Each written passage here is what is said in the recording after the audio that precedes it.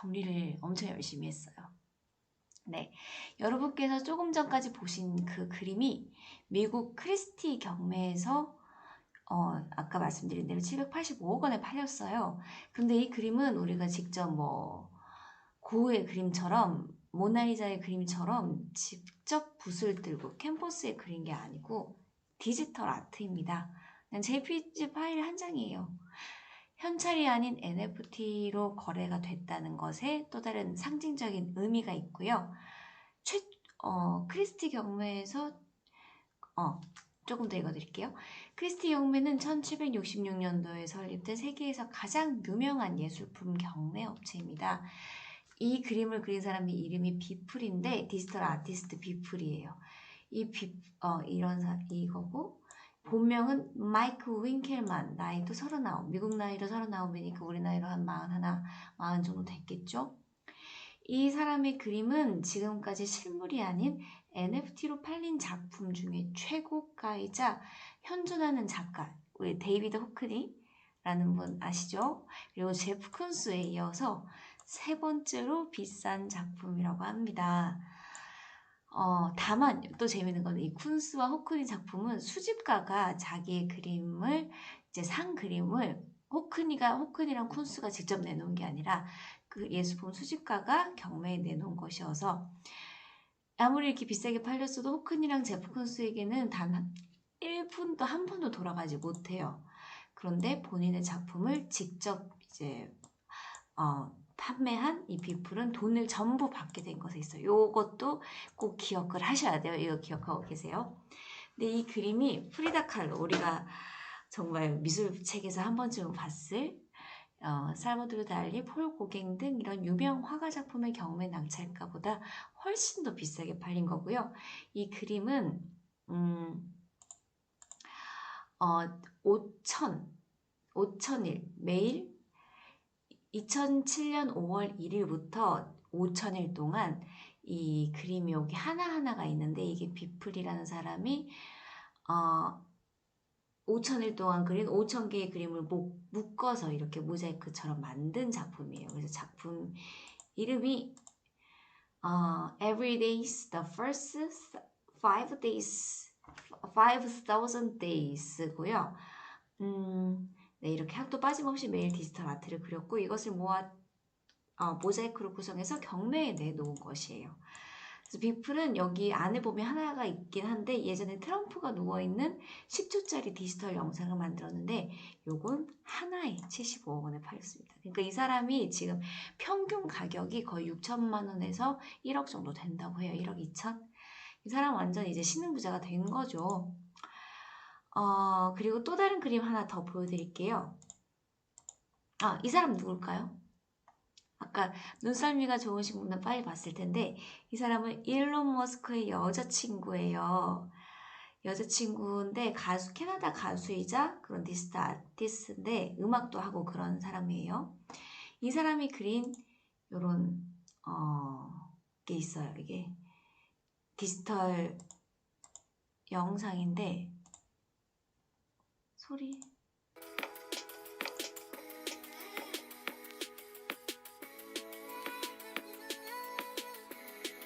이런 거예요.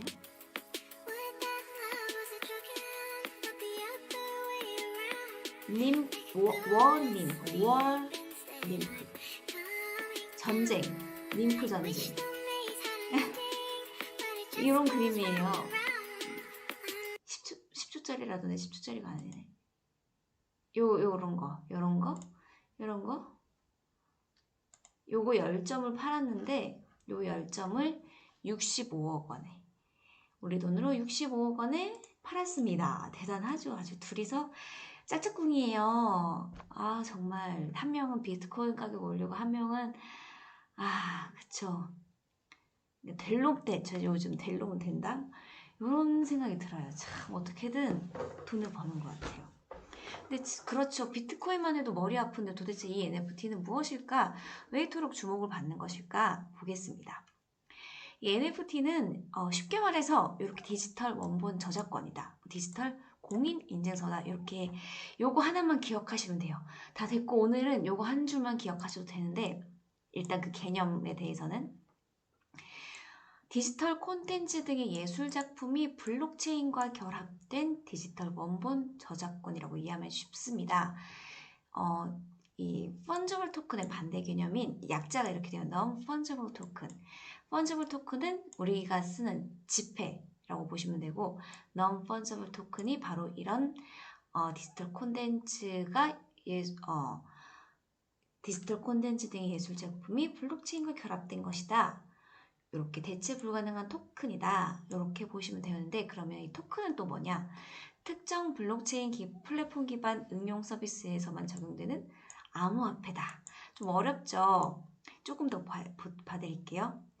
이 디지털 콘텐츠 등의 예술 작품과 구매자의 정보를 그러니까 이런 내가 이 포도즙 요걸 JPG 파일로 만들었어요. 이게 JPG 파일이라고 생각해 주세요. 요거랑 내가 요거를 막 그렸어요. 이 디자인을. 그래서 이거 PPL 아니에요.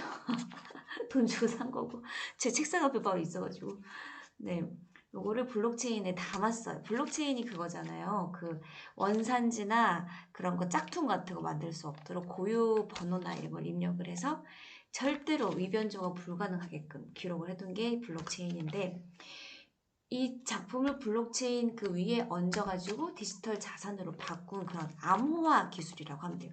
이건 정말 나만 가질 수 있는 이게 내가 그린 것이라고 딱 가치를 지정할 수 있는 그런 암호화된 기술이다. 이렇게 기억하면 쉽고요. 디지털 콘텐츠에는 뭐 여러 가지 종류가 있어요. 일러스트레이션이나 비디오, 아까 봤던 그냥 음악 같은 것도 되고요. 넓게는 게시글, 밈 같은 온라인에서 공유되는 이미지 영상. 정말 내가 실물에서는 존재하진 않지만 이런 식으로 내가 나타낼 수 있는 어떤 것이든 다 디지털 콘텐츠가 될 수 있는 거예요. 온라인상에서 보여줄 수 있고 유통할 수 있는. 자, 그러면 이게 블록체인 기술을 활용한다는 점에서는 가상화폐인 비트코인과 비슷하지만 그 동일한 가치로 거래할 수 있는 다른 가상자산과는 달리 이게 대체할 수 없는 별도의 고유한 인식값을 부여한다는 것이 특징입니다. 그 중에서도 하나의 코인을 다른 것과 차별화하는 추가 정보를 입력할 수 있는 이더리움 기술이 적용된 건데요. 이더리움이라는 게 있어요. 그냥 뭐라 그래야 되지? 우리가 경부고속도로를 달리듯이 호남선도 있는 거고 좀 다른 이거 좀 비슷한 거네. 자, 일단 제가 더 보여드릴게요. 네트워크에서 구현되는 그러니까 이더리움이란 네트워크에서 구현되는 요거는 그냥 많은 네트워크 중에 이름을 붙인 거고 ERC71이라는 이런 표준을 활용해서 NFT를 만들 수 있는 거고 요거 그냥 잘 모르겠으면 넘어가셔도 돼요. 왜 우리가 거래 기록이 이제 자동적으로 저장이 되고 위변조도 불가능해서 디지털 콘텐츠의 공인 인증서 같은 역할을 한다고 보면 됩니다. 진품 보증이 가능하다는 점 때문에 이런 그림이나 예술 작품과 애니메이션, 음악, 비디오 게임, 아이템 등이 이렇게 거래를 할 수 있다. 이런 것에서 유용한 평가를 받는데 자, 그러면 이제 앞에 내용들이 또 좀 어려울 수 있어요. 뭔가 긴가민가 알듯 말듯 할 수 있어요. 그럼 대체 불가능한 자산이 어떤 거냐 조금 더 설명을 드릴게요. 아까 말씀드린 대로 지폐는 대체 가능한 자산이에요. 예를 들어서 내가 가진 10,000원짜리 한 장은 우리 까마님이 가진 10,000원짜리 한 장과 바꿀 수 있어요. 혹은 내가 가진 10,000원 지폐 5장은 까마님이 가진 50,000원권 한 장과도 바꿀 수 있어요. 어차피 총액은 같기 때문이죠. 그런데 이 대체 불가능한 자산 말 그대로 이 지폐처럼 1:1 교환이 불가능한 거예요. 예를 들어서 모나리자 그림이 세계에서 가장 사랑받는 작품 1위라고 해요. 2위는 뭘까요? 여기서 잠깐 퀴즈. 상관은 없지만 2위는 반고흐의 별이 빛나는 밤입니다. 우리 지원이가 그림을 굉장히 잘 그려요. 우리 지원이가 그린 그림도 내가 그린 그림은 잘 그린 그림이고 뭐 이렇게 할 수 있겠지만 우리 지원이가 그린 그림도 아주 잘 그린 모나리자의 그런 복제품이 될 수는 있겠지만 아무리 똑같이 그리더라도 미켈란젤로 맞죠? 모나리자 그린 사람이 다빈치인가? 잠깐 헷갈린다. 누가 그랬지? 어쨌든 미켈란젤로는 저기죠? 천지창조 그린 사람인가? 두 사람 헷갈리지? 죄송해요. 나의 애를 낳고 나면 뇌도 같이 낳거든요. 어쨌든 모나리자의 그림 아무리 똑같이 그려도 원본의 가치는 우리 지원이가 그린 그림과는 다를 것이고 또 제가 흉내낸 그림과는 정말 다른 가치를 가지는 거죠. 그런 식의 개념으로 생각하시면 돼요. 그리고 이 MB 레오나 네, 감사합니다. 까마님. 네. 그리고 MB 수집카드 여성분들은 잘 모를 수 있는데 남성분들은 아실 거예요. 이렇게 생긴 카드 보셨을 거예요. 이렇게 생긴 카드. 뭐야? MB 농구 카드 요거 보신 적 있죠? 이게 다 우리가 살 땐 똑같이 샀는데 지금의 그 가격이 다르다고 해요. 저도 뭐 기사로 본 건데 그 블로그나 이런 데로 접한 건데 이게 똑같은 카드여도 우리 농구의 황제 누구죠? 마이클 조던 그리고 23번 카드가 적힌 뭐 이런 게 훨씬 더 그 값어치가 다르고 실제 이게 NFT가 적용돼서 거래되고 있는데 이 유명 선수들의 레전드 슛 장면이 담긴 원본 영상의 가격은 지금도 계속하고 다 이해했습니다. 까마님 걱정하지 마시고 저는 헷갈렸는데요. 뭐 유명 선수들의 미켈란젤로는 저기 맞죠? 그 천지창조 맞죠? 역시 그건 기억했어. 유명 선수들의 레전드 슛 장면이 담긴 원본 영상은 계속 치솟고 있다는 겁니다. 네, 우리가 가치 있다고 생각하는 것의 그 가격은 계속해서 이제 대체 불가능할 수 없기 때문에 계속 치솟고 있다 이렇게 생각을 하시면 돼요. 자, 그러면 이게 도대체 어디서 나온 거야? 왜 이런 게 있어? 이 NFT의 개념은 2017년 이더리움 기반의 디지털 수집품 프로젝트인 크립토펑스라는 것에서 시작이 됐어요. 이게 희귀 고양이 캐릭터를 만들어서 거래하는 블록체인 기반의 그런 고양이 육성 게임 크립토키티가 화제가 되면서 이 NFT 개념이 일반 대중에게 알려지기 시작했는데요. 그럼 이 크립토키티가 또 뭔지 궁금하시죠? 제가 그래서 미리 세팅을 해놨어요. 자, 크립토키티. 이건 아니고. 자, 이거다. 이게 A. 나의 고양이 선택 브리드 클릭 사일 투 더 퍼블릭 나의 고양이를 내 캐릭터를 이렇게 생긴 요 크립토키티. 나중에 한번 봐보세요. 이게 한창 크립토키티가 유행할 때 나왔던 그런 건데 조금 볼게요. 얼마게? 4,481달러 하나로 1억 2천만 원이 넘는 가격에 판매된 제네시스 고양이입니다. 실화냐? 크리크스 알지? 정부나 기업의 비윤리적인 행위와 관련된 비밀 문서를 공개해서 유명해진 세계적인 NGO 말이야. 위키리크스에서 어떤 크립토키티 캐릭터를 당사자에게 선물하겠다고 트위터에 올려서 화제가 되기도 했지. 위키리크스는 미스터 위키리크스, 미세스 위키리크스 부부 0세대 고양이를 갖고 네, 이런 게 있어요. 이런 거예요. 나중에 한번 보세요. 준비물은 1. 크롬, 파이어폭스가 사용할 수 있는 이더리움, 메타마스크 이렇게 해서 내가 그냥 사는 거예요. 조금 더 쉽게 말씀드리면 우리 다마고치 기억하시죠? 다마고치랑 비슷한데 이 디지털 이미지, 이 생김새가 모두 달라서 게임을 즐기는 사용자들이 각각 전 세계에 단 하나밖에 없는 고양이를 키우는 형식이고요. 희소성 때문에 고양이 한 마리가 아까 보셨듯이 1억 원이 넘는 금액에 팔리기도 했고요. 다마고치랑 비슷한데 다른 점은 다마고치는 내가 요거 안에서 이렇게 키우고 밥 주고 했던 건데 내가 이렇게 디지털 상에서 만들어서 키우고 해가지고 거래를 할 수 있는 거예요.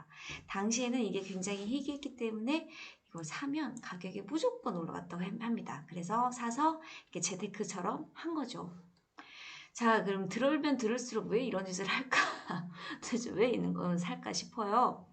이게 시간이 지나니까 아까 말씀드린 대로 가치가 올라가기 때문인데요. 한 가지 더 보여드릴게요. 요 냥캣이라는 게 있어요. 냥캣 요게 있는데 그림이 없나? 냥캣 어디 갔어? 냥캣을 보여드려야 되는데 여기 있구나. 이게 냥캣이라는 거. 이게 죄송해요. 소리 잘 들리시죠? 그래도 이게 하쿠나 맛 이름 뭐더라?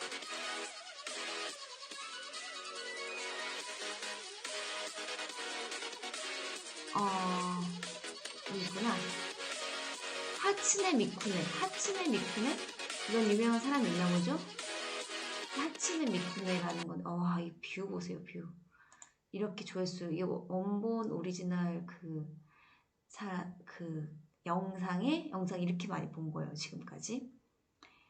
그런 건데 아까 보셨듯이 몸통은 팝타르트 모양을 하고 있고요. 하츠네 미쿠네 BGM에 맞춰서 우주를 날아다니는 이 고양이 밈이에요. 이게 혹시 보신 적 있어요? 전 사실 이번에 처음 봤어요. 10년 전에 2011년에 유튜브 등에서 온라인에서 굉장히 유명했던 미국의 8비트 고양이 애니메이션 밈 고양이 냥캣입니다. 이게 오리지널 버전은 물론 여러 가지 다양한 형태로 밈이니까 이게 다양한 형태로 리메이크 되면서 세계적인 인기를 끌었는데 문제는 이게 그 당시만 해도 손에 잡히는 실체가 없고 디지털 형태다 보니까 이 디지털 형태로 된 것은 많은 사람들이 볼 수도 있긴 하지만 누구든지 복제를 할 수 있고 왜곡될 수도 있고 변형될 수 있기 너무 쉽고 또 변형돼서 유통되기가 너무 쉬웠죠. 누구는 이건 내가 그린 것이다 라고 주장을 해도 그거를 증명할 방법이 없었던 거예요. 많은 사람들이 손을 타면서 모형이 변형되는 것은 물론 원작자나 최초 제작물에 대한 저작권 보호가 힘들게 됐습니다. 그러나 양캐 탄생 10년 만인 올해 이 원작자는 이 7억 원의 작품을 팔 수 있었어요. 그 당시는 불가능했지만 지금은 가능하게 된 거죠. 바로 NFA 덕분입니다.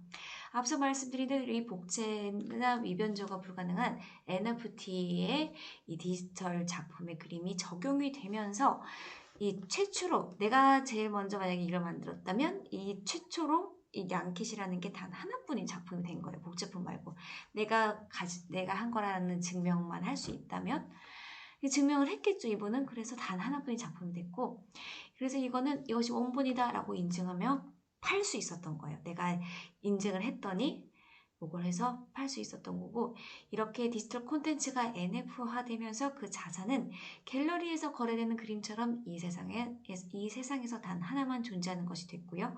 해당 자산을 소유하는 것도 단 한 명뿐인 나야나가 된 거예요.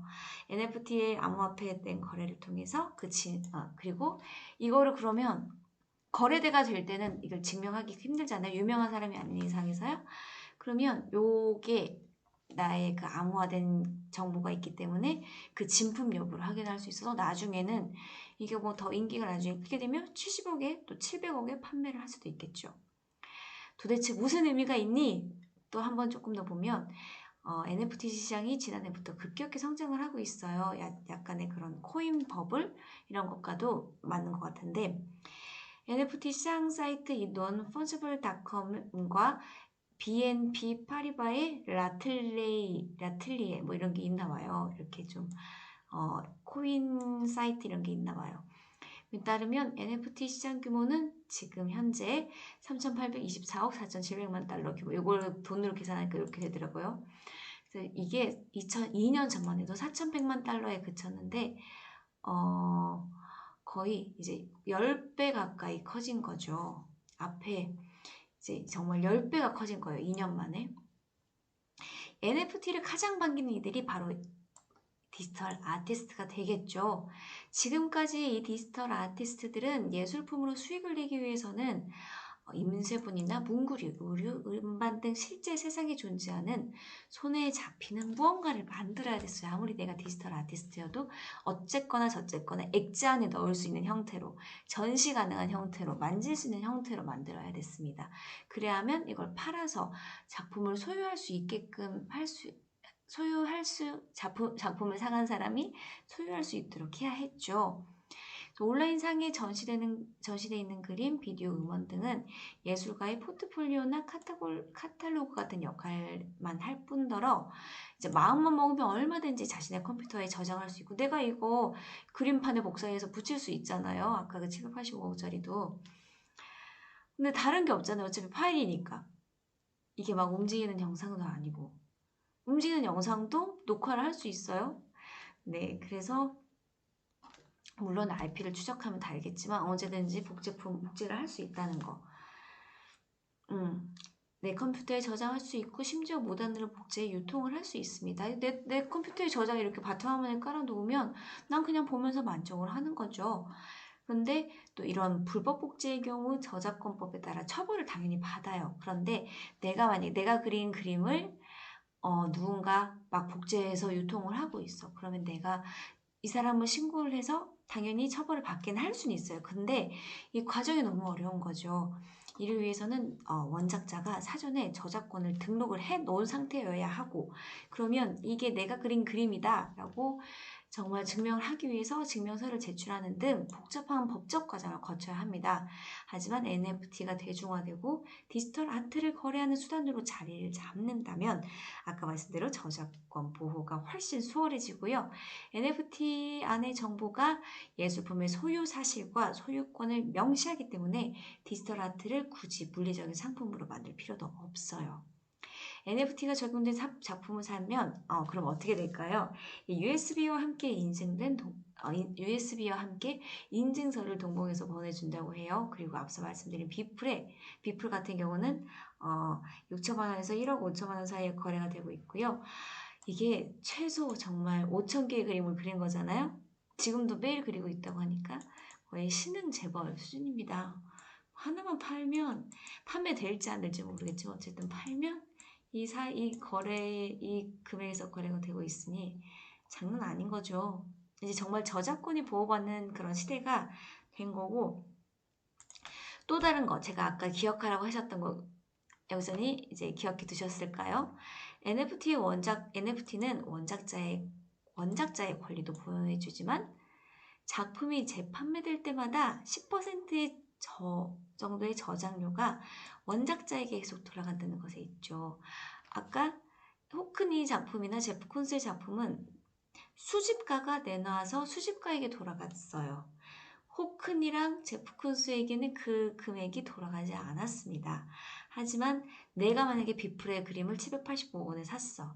다음에 이 705억의 그쵸. 펜트하우스에서 어제 그 선수지구 땅을 이제 누가 샀죠? 우리 규진이가 샀어요. 근데 규진이가 다른 누구한테 팔았어요.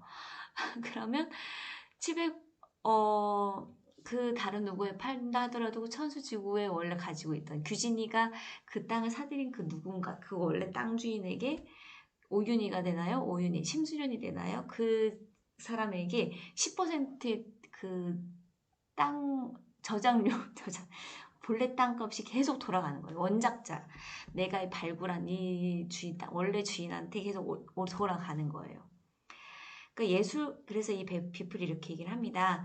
예술가들은 지난 20년이 넘는 시간 디지털 기기와 이거 지금 내일 해야 되니까 지금 안 보여드릴 거예요. 20년이 넘는 시간 디지털 기기와 기술로 예술 작품을 만들어서 인터넷에 배포해 왔지만 그것을 진정으로 소유하고 수집하는 방법이 없었죠. 하지만 이제는 NFT와 함께 상황이 바뀌었다. 나는 우리가 미술사의 다음 장인 디지털 예술의 시작을 목격하고 있다고 믿는다 라고 말했습니다. 네, 오늘 여기까지 29분이네요. 나머지는 이제 NFT는 어떻게 활용되나 이건 내일 말씀드릴게요. 네.